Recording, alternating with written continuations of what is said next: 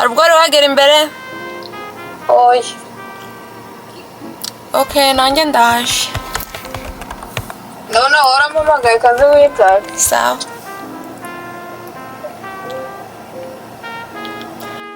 Oya. Bone ngo ningushake. Nanjye ndi kugushaka. Ntabwo ukubona?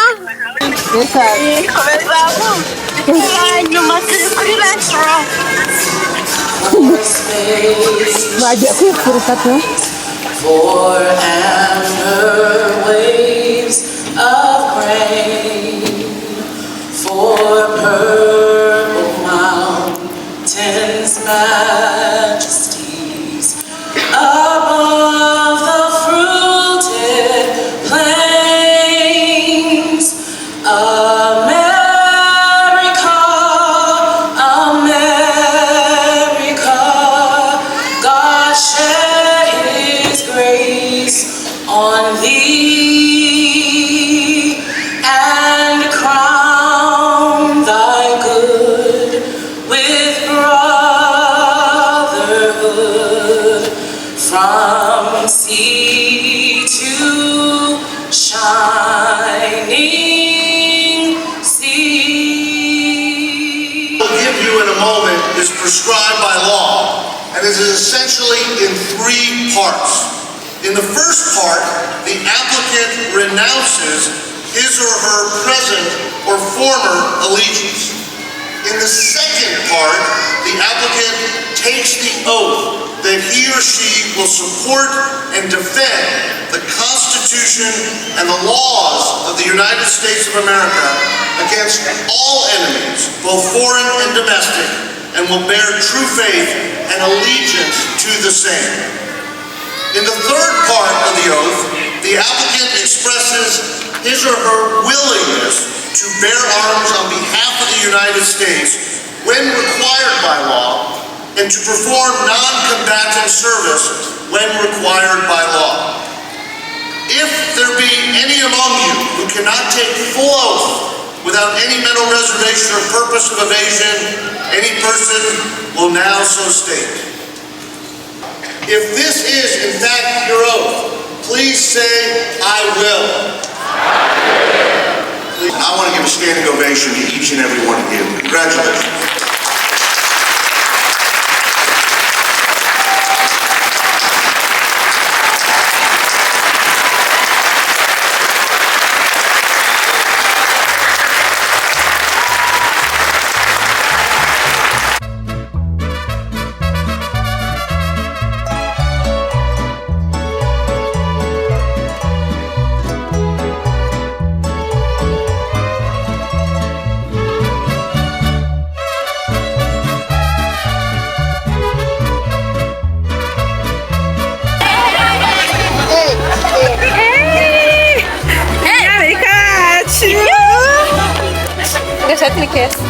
yavutse uno munsi yari yavutse ejo ariko uno munsi yavutse nk'umunyamerika kumva nta cyiza nkabyo happy birthday as American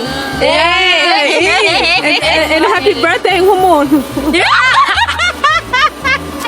umuntu utaragasimba se No, just happy birthday say kuri yanjye.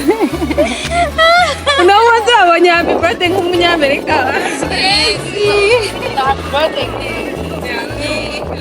How do you feel? bikure mu bizamure bigeze hano ku mutima Mukure mu munono. oya nabizamure emotion zose Kamanze mpumeke kuko bambaje ngo mbese uzasubira iwanyu vuba ndavuga ngo Abanga ndi gupuraninga kuzagenda mu kwa 12. Gupuraninga kujya mu kwa 12. Yes. Niko nababwiye bitangira ubwoba. Nahise mvuga ati ibigoryi imanza biri buyinyime. Ako nyine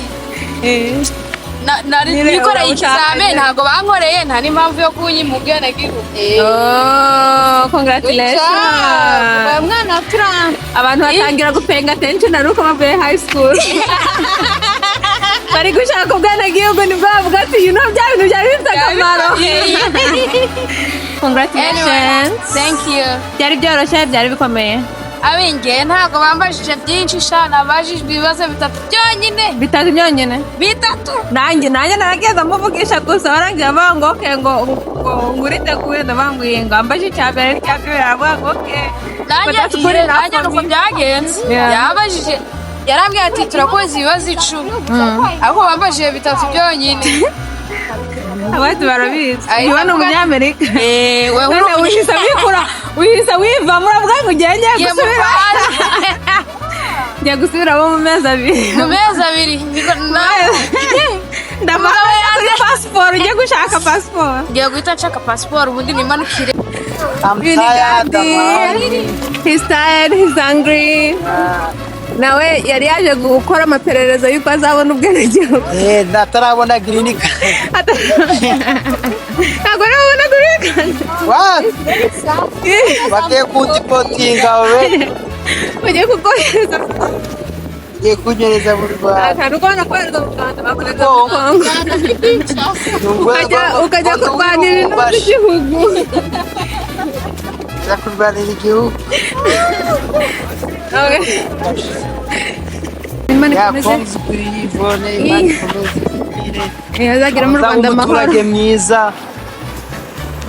yitegura gufata imbunda bamuhamagaye yitegura gufata imbunda muyaja mu gisirikare yabisinyiye ngo cyangwa akamumuntuza cyangwa akamumuspayi. Hey guys, twagiye kureba Yvonne ari gufata ubwenegihugu yafashe igihugu ni umunyamerika mu byo yarahiye yavuze yuko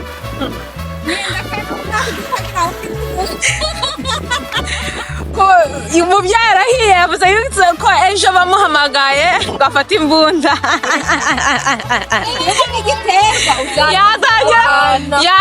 watangira gukora amapompaje mu byo yarahiriye gufata imbunda kuba umuspayi. Harya umuspayi mu Kinyarwanda ni gute?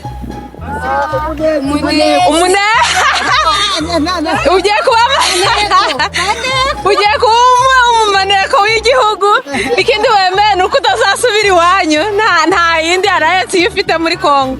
waje kuzanira amadoka none urabagaje uzasubirayo. Anyways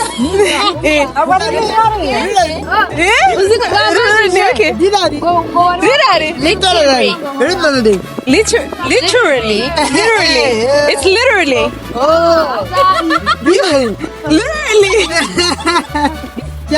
urwo rurimi ruri kujyana he? Literally